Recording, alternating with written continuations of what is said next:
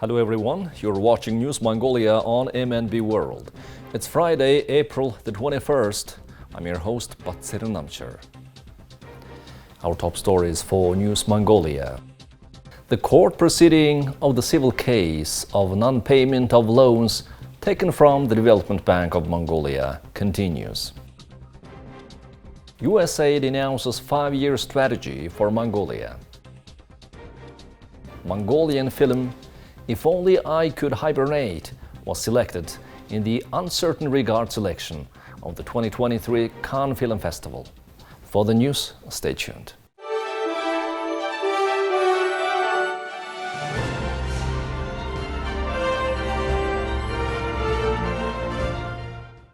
The court hearing related to the Development Bank of Mongolia's non-performing loans continues. At this week's proceedings, the court discussed the case of abusive exercise of power by the bank management and administration that caused a lot of damage to the country. For example, the executive director of the Development Bank, Muhwat, granted a loan of 44 billion MNT to the director of the Biren Group, while Muhtur was well aware of the risks. While the former executive director of the Development Bank, Batoir, who violated the bank's property pledge rules and the credit committee's rules, regulations and accepted a bribe of 80 million MNT by issuing a 5 billion MNT loan to the construction project of the Kanhutur Art Company's iron ore plant with an annual interest rate of 7%. On April 19th proceedings, 5 decisions were taken, including determining the order of the court hearings based on the term of the loans issued by the bank, not reading the indictment in full, not accepting the request to separate each case, not accepting the request to include the named witnesses submitted by the lawyers, and continuing the court hearings for 8 hours a day.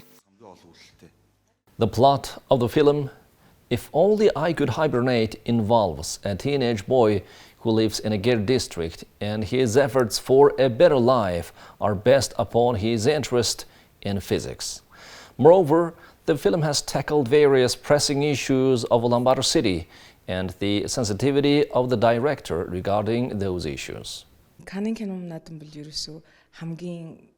The Cannes Film Festival is the cream of the crop of all the film festivals. It is every filmmaker's dream to go to the festival. It is a very competitive film festival. I am very happy that we were selected in the uncertain regard category of the film festival. It became the first Mongolian feature film that has ever been nominated for this festival. The art director at the Cannes Film Festival said that we are bringing films from Mongolia to the festival for the first time.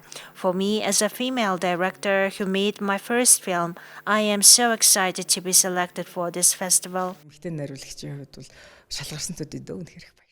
What is the script of If Only I Could Hibernate based on?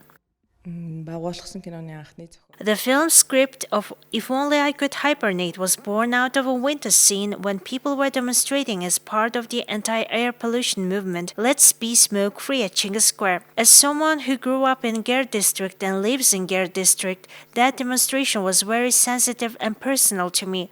Why are people marching with the slogan to eliminate smoke, but why are they not marching to build a 5th power plant or heat their homes with solar panels? That's why I thought about who will go to that demonstration and who will occupy the square. And it seemed to me that this city was divided into 2 camps that, however, didn't understand each other. The families of the Ger district don't burn coal to poison anyone.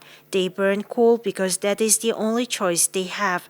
There were many people who thought such problems were common but didn't understand. Therefore, I wanted to show why people on the other side of the country. Therefore, I wanted to show why people on the other side of the city must burn coal, how they live and how they fight air pollution through the life of a bright 15-year-old boy who struggles with his daily life and his poor condition. We made this movie so that after watching this movie, people will see the right solution and be able to rally for what is right. Since the film shows the lives of children living in the Ger district, the children who are growing up in that Ger district were cast in the film. To show real-life, children from the neighborhood were included in the casting process. One of the children of the main character went to the Magic House Children's Protection and Development Center branch in Olesta and was selected. When I honestly told the children why I'm making this film and how this film will benefit them, all the children showed their sincerity and acted very well, saying that we are also part of it. the problems that happen to us and what happens to my friend, and that's why we tried it too. And all the child actors tried very hard to act. Children are very unspoiled, honest and pure, and I found it very pleasant and easy to work with them. I think I will go to this festival as part of my team. My expenses will be covered by the Cannes Film Festival. The cost of the producer and director and co-producer will be borne by the Ministry of Culture. The children who acted as the three main characters are coming with me. We are looking for sponsorship. The National Film Fund was established this year. Therefore, there is a great anticipation that the artists who are making their first and second film will get a chance to obtain sponsorship through this fund. You're watching News Mongolia on MNB World. Now let's take a look at Mongolia's current affairs. The United States Agency for International Development announced the launch of its 5-year 2023 to 2028 Mongolia strategic framework that will guide the agency's work. The strategy focuses on supporting Mongolia's efforts to strengthen democratic institutions, enhance national sovereignty, and diversify its economy. In partnership with the government of Mongolia, civil society, and the private sector, USAID will build on past progress to strengthen democratic systems, unlock private enterprise-led economic growth, reform the energy sector, and improve resilience to climate change. As Mongolia's long-standing partner and third neighbor, the United States remains committed to help strengthen Mongolia's democracy and enhance its economic vitality, said USAID Mission Director Ryan Washburn. For more than 30 years, USAID assistance has spanned a variety of priority areas, including developing the energy sector, helping to establish and strengthen major banking institutions, diversifying income and rural areas, and spurring inclusive participation in the democratic process. The United States also provided more than 24.8 billion Mongolian tugriks, equal to around $8 million to help Mongolia respond to COVID-19. The Build Mongolia 2023 exhibition has been organized, and more than 100 companies operating in construction, transportation, energy, mining and heavy industry sectors participated in this exhibition. The above-mentioned industries and sectors operate in coordination with each other. In other words, equipment and technology products of one industry can be important inputs of other industries. Therefore, the participants said that this exhibition is becoming a one-stop service. By participating in this exhibition, our advantage is that consumers get to know the brand products imported by our organization. In the big picture, some companies will not miss this opportunity, and the project program will be more productive and energetic. And most importantly, it will allow people to cooperate. Important sectors of the economy have introduced and localized technological advances, and business organizations have created opportunities for mutual exchanges. It was the intention to create this first international cooperation platform in this field. It's important because it brings new technology that will contribute to the construction industry. It's for this purpose that we organized this exhibition. The participants of the exhibition said that there are many opportunities to expand their partnership and cooperate with other companies. As part of the exhibition, it is planned to organize a forum among major sectors such as construction, mining and energy. Now let's take a look at currency exchange rates provided by Mongol Bank.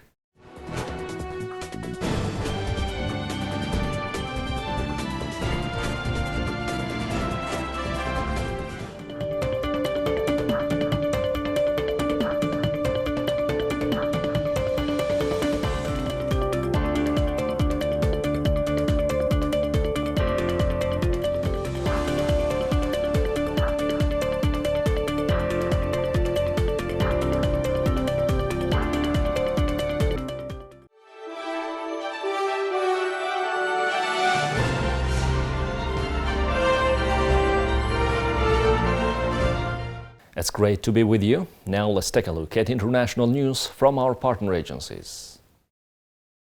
Brazil's Minister for Environment and Climate Change, Marina Silva, made an announcement in Brasilia on Thursday in response to U.S. President Joe Biden's pledge to offer $500 million to to the Amazon Fund and other deforestation programs. Biden made a promise during a virtual climate summit held from the White House, announcing during the event he had requested the funds to contribute with $500 million to the Amazon Fund and other climate-related activities over the next 5 years to support Brazil's renewed effort to end deforestation by 2030. Now we have a figure on what will be this initial resources contribution: $500 million for the Amazon Fund, $50 million for reforestation run by BTG Pactual Bank to support reforestation programs, and $1 billion for forest restructuring in Latin America.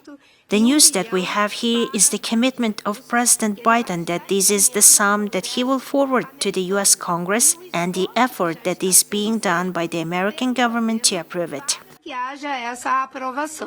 Silva described the statement by Biden as a commitment to forward the bill to the Congress, which shows effort by the U.S. government. Biden also said the U.S. will seek an additional $1 billion in funding for programs aimed at reducing greenhouse gases. Now let's take a look at the weather forecast for the world's major cities.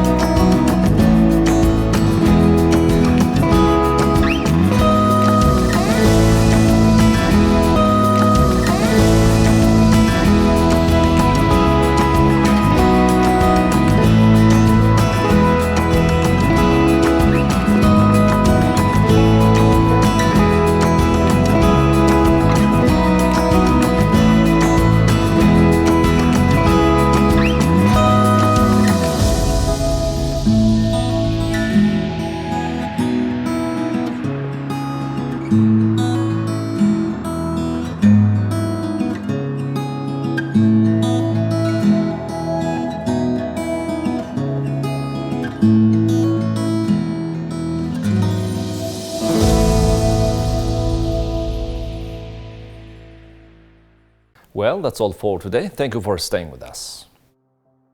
We'll see you next week with more news and updates. Have a nice weekend. Goodbye.